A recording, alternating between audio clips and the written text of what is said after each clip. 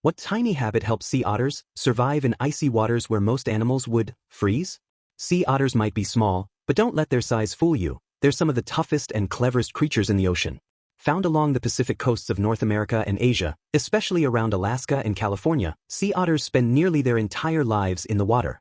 They eat, sleep, and even raise their young, while floating on their backs in kelp beds. In fact, one of their most famous habits is holding hands while they sleep, forming adorable rafts to keep from drifting away from each other with the current. But how do they stay warm in those freezing ocean waters? Unlike seals or whales, sea otters don't have a thick layer of blubber. Instead, they rely on something truly remarkable: their fur, the densest in the entire animal kingdom, with as many as 1 million hairs per square inch.